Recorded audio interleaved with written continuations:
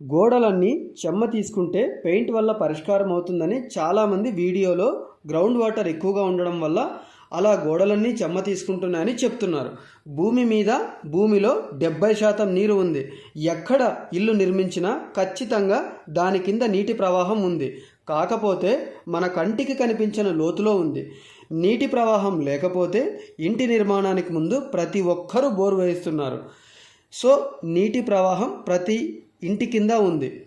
నీటి వాటం వర్షాలు వరదలు వచ్చినప్పుడు ఎంత ప్రవాహం ఉన్నా ఎత్తు నుండి పల్లానికి పైనుంచి కిందకే పోతున్నాయి, అంతేగాని కింద నుంచి పైకి రావు.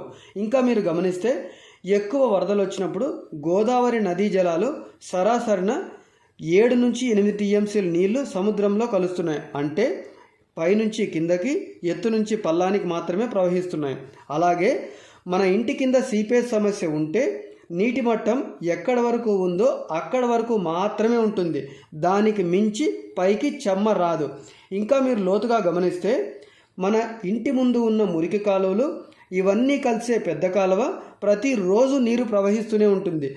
ఏ లెవెల్ వరకు నీళ్లు ఉన్నాయో అక్కడ మాత్రమే తడిగా ఉంటుంది. దానికి మించి పైకి రాదు. వర్షం ఎక్కువ వచ్చి నీళ్లు ఎక్కువ ప్రవహిస్తే ఆ గోడలకి ఆ కాలువ గోడలకి చారలు గుర్తులు ఉంటాయి. ప్రవాహం తగ్గితే ఆ తడి ఆరిపోతుంది. ఆ గుర్తులు చాలా క్లియర్గా కనిపిస్తాయి. రూఫ్ మీద కానీ వాల్ మీద కానీ ఎక్కడైనా ఏదైనా చిన్న క్రాక్ ఉన్నా నీళ్లు లోపలికి దిగితేనే చెమ్మ వస్తుంది. అలాగే ప్రతి ఇంటి బాత్రూంలోన వాష్రూమ్స్లోన నీళ్లు చల్లిన నీళ్లు టైల్స్ గ్యాప్స్లో దిగితే తప్ప కిందికి చెమ్మ రాదు. 100కి 100 రూపాయలు చెమ్మ తీసుకున్న గోడలకి పెయింట్ ఏదైనా సరే పరిష్కారం కాదు. నీళ్ళ లీకేజీ ఎక్కడి నుంచి ఎలా వస్తుందో గుర్తించి దాన్ని శాశ్వతంగా ఆపిన తర్వాతే ఏ పెయింట్ వేసుకున్నా ఓకే. ఏ గోడకైనా ఏ ఇంటికైనా చెమ్మ వచ్చింది అది పైనుంచి కిందకే వస్తుంది, కింద నుంచి పైకి మాత్రం రాదు. ముందుగా ఎక్కడి నుంచి లీకేజీ అవుతుందో గుర్తించి ఆ క్రాక్ని సిమెంటా ఇతరత్ర హైలీ వాటర్ ప్రూఫింగ్ పేస్టా క్రాక్ హీలా పేరు ఏదైనా అయిండొచ్చు, ప్రోడక్ట్ ఏదైనా అయిండొచ్చు, ఆ లీకేజీని ఆపిన తర్వాతే ఇలా ఏదో ఒక దాంతో ఆ గ్యాప్స్ క్లోజ్ చేస్తే తప్ప ఆ లీకేజీ ఆగదు.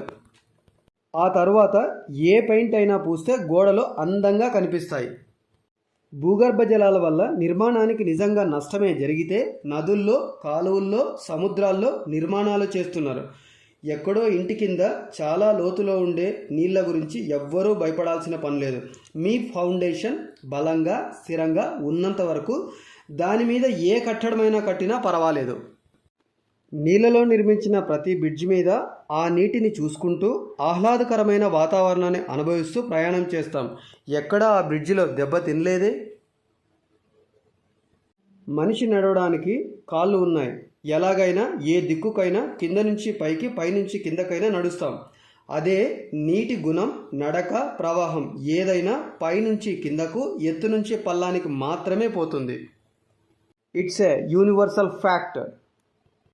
సో అంతిమంగా భూగర్భ జలాలు ఉండడం వల్ల కానీ అవి పెరగడం వల్ల కానీ ఏ ఇంటికి ఏ గోడకి ఎలాంటి చెమ్మ ఉండదు, ఎలాంటి నష్టం ఏ ఇబ్బంది ఉండదు.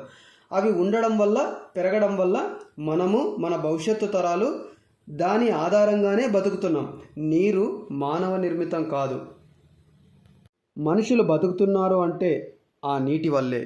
సొంత ఇల్లు ఉన్న ప్రతి ఒక్కరూ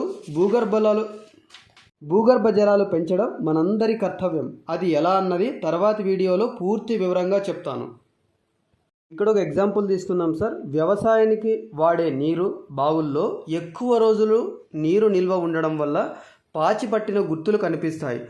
నీరు నిల్వ ఉన్న చోట నుంచి కిందకే చెమ్మ ఉంటుంది, పైకి మాత్రం ఉండదు, డ్రై అయిపోతుంటుంది. అలాగే ఇంటి గోడలకి చెమ్మ అనేది పైనుంచి కిందకే వస్తుంది.